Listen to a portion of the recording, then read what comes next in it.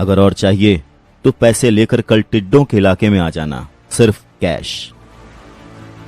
उस नोट में भेजने वाले का नाम तो नहीं लिखा था, पर नोट के लेफ्ट साइड पर कोने में एक कॉइन की ड्राइंग बनी हुई थी। $। जय को यह समझते देर नहीं लगी कि यह नोट किसकी तरफ से आया है। जैसे ही जय को एहसास हुआ कि $, ने खुद उसे कांटेक्ट किया है, उसकी खुशी का ठिकाना नहीं रहा। पर अफसोस वो अपनी खुशी जाहिर भी नहीं कर सकता था।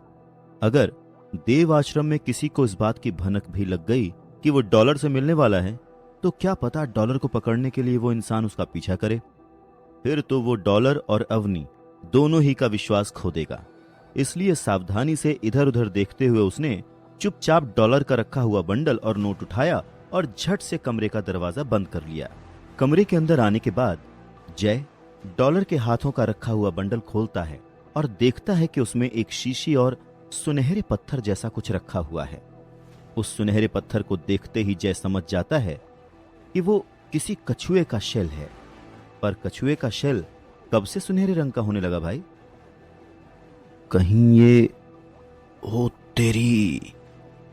हैरानी से जय की आंखें खुली की खुली रह जाती हैं जब उसे एहसास होता है कि ये किसी आम कछुए का नहीं बल्कि सेक्रेड ब्लड कछुए का शेल है।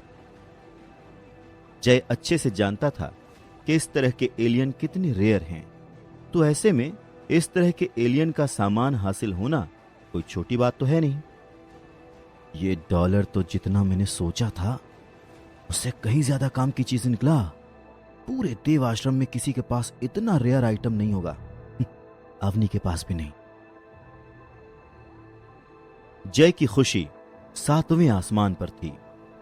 उसने तुरंत ही साथ आई शीशी को खोला और शीशी के अंदर बंद ट्रांसपेरेंट लिक्विड को एक घूंट में पी गया। आपने प्राइमरी एलियन की एनर्जी हासिल की है। आपको एक खास जीन पॉइंट हासिल होता है। पॉपअप हुए पावर स्क्रीन पर यह शब्द देखकर जय को उतनी खुशी नहीं हुई जितना उसे सेक्रेड ब्लड कछुए के कवच के शेल को देखकर हुई थी। उसने एक्सपेक्ट किया था कि $, कम से कम उसे एक म्यूटेंट एलियन की एनर्जी बेचेगा, लेकिन प्राइमरी एलियन पर $, ने कहा है कि उसके पास कुछ और भी है। तो हो सकता है कि इस प्राइमरी एलियन की एनर्जी के जरिए वो मुझसे कहना चाह रहा हो कि उसके पास इससे भी ज्यादा शानदार चीज है। तभी तो उसने मुझे कैश लाने के लिए कहा है।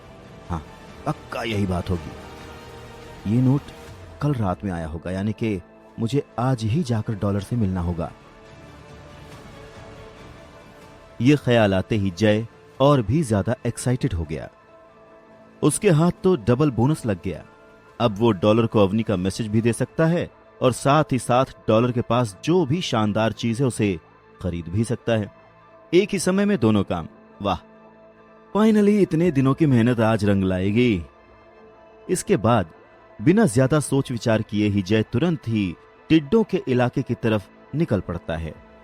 क्योंकि अभी बहुत सुबह थी, इसलिए उसे देव आश्रम में ज्यादा लोग नजर नहीं आ रहे थे। एक तरह से ये अच्छा भी था, कम से कम कोई उसका पीछा तो नहीं करेगा। कुछ ही देर में जय टिड्डों के इलाके में पहुंच गया और उसने खड़े होकर $, का इंतजार करना शुरू कर दिया। सुबह से दोपहर हो गई, पर $, का कोई अता पता नहीं था। सुबह से इंतजार करते करते अब जय का पेशेंस भी जवाब दे गया था। यकीन नहीं हो रहा है कि $, ने मुझे बेवकूफ बना दिया।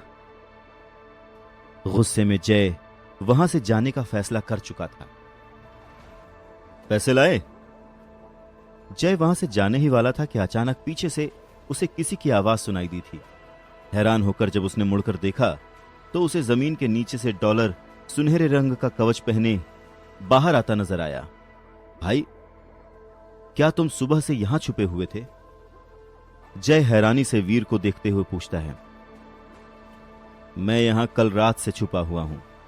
तुम तो जानते ही हो कि देव आश्रम में आजकल क्या चल रहा है। मैं नहीं चाहता था कि कोई तुम्हारा पीछा करते करते मुझ तक पहुंचे, बस इसीलिए। आगे की कहानी जानने के लिए देखें अगला एपिसोड सिर्फ पॉकेट FM के YouTube चैनल पर, और शुरवीर के सारे एपिसोड्स को सुनने के लिए डिस्क्रिप्शन में दी लिंक से डाउनलोड करें पॉकेट FM ऐप।